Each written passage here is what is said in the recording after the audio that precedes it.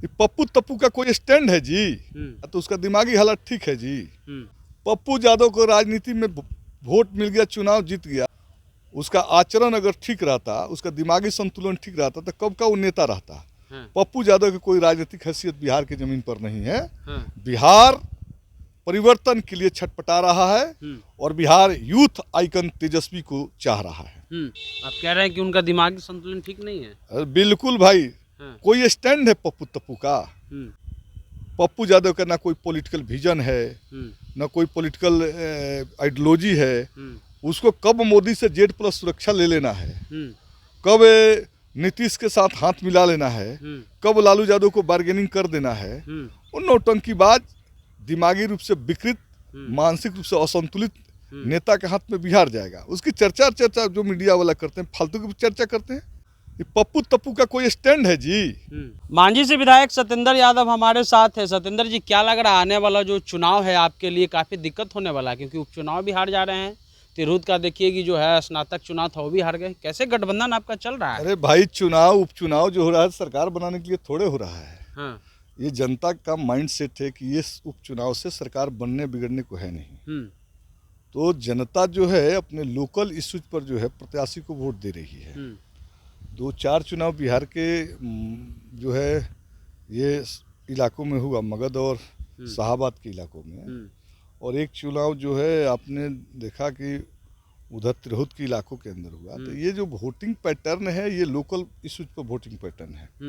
जहाँ तक रहा कि आने वाला जो 2025 का चुनाव है, नीतीश कुमार को एनडीए ने अपना उम्मीदवार घोषित कर दिया है और हमारा तो सर्वसम्मत उम्मीदवार माननीय श्री तेजस्वी प्रसाद यादव है। वो 2 लोगों के बीच ही मुकाबले हो रहे हैं और मतों के ध्रुवीकरण या तो नीतीश के पक्ष में होगा या तेजस्वी के पक्ष में होगा। और नीतीश के संदर्भ में एक परसेप्शन बन गया है, ये बात भी जा रही है, नीतीश मानसिक रूप से बीमार चल रहे हैं। उनकी अवस्था, उनकी यादाश्त लगभग खो गई है। तो एक तो ये बात जा चुका है। दूसरा जो है, नीतीश कुमार को आज कौन घेर लिया है? जितने बिहार के दुर्दांत अपराधी हैं, जैसे आनंद मोहन सिंह हो, सुनील पांडे हो, सतीश पांडे हो, धूमल सिंह हो और अनंत सिंह जैसा लोग हो, ये कौन लोग हैं? ये दुर्दांत अपराधी हैं, चर्चित अपराधी हैं। ये नीतीश कुमार को घेर लिया है। और जितने भ्रष्ट IAS ऑफिसर्स हैं, ब्यूरोक्रेट्स हैं, वो नीतीश कुमार को घेर लिए हैं। ये भ्रष्ट ब्यूरोक्रेट्स, अपराधी और गांव के जमींदार और छोटे मोटे पूंजीपति जो है मिलकर तीनों की तिकड़ी जो है बिहार के अंदर सत्ता चला रही है। नीतीश कुमार का कोई रोल नहीं है। तो ऐसी अवस्था में नीतीश कुमार के नाम पर कौन वोट देने वाला है?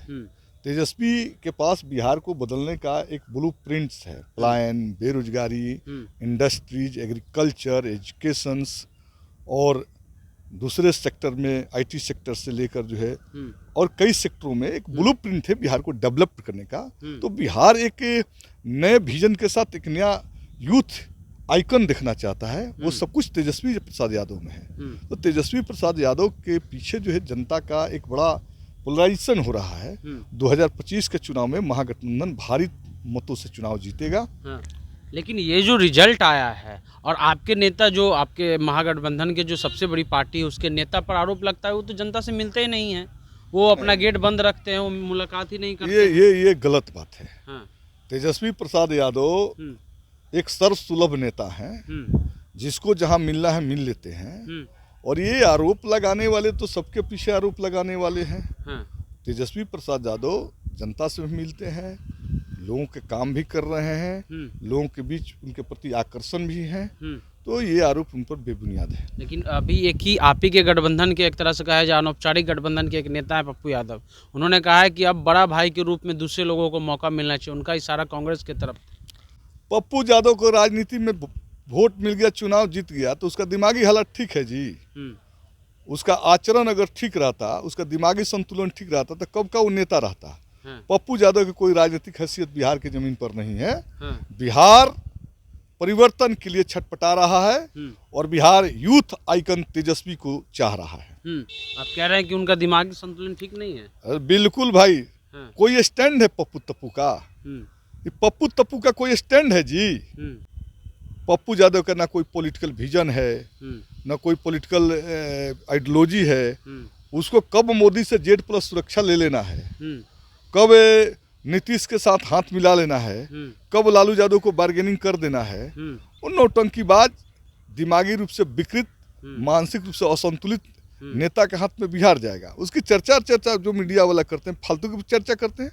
बिहार परिवर्तन के रास्ते पर है और बिहार का भविष्य तेजस्वी में है। लेकिन एक अंतिम सवाल है कि आपने आनंद मोहन का नाम लिया और भी बाहुबली का नाम लिया, काफी लोग बचते हैं, उनसे बचने के लिए आप खुल करके नाम। अरे मैं बोल रहा हूँ ना, हाँ।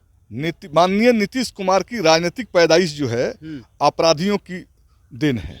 आप देखिए, जिस दिन नीतीश कुमार जी सत्ता पर काबिज हो रहे थे तो उनके इर्द गिर्द जो अपराधी लोग थे, वही अपराधी आज पुनः सत्ता का जब अंत हो रहा है तो वो अपराधी अपने कीमत वसूलने के लिए नीतीश के इर्द गिर्द जमा हो गए हैं।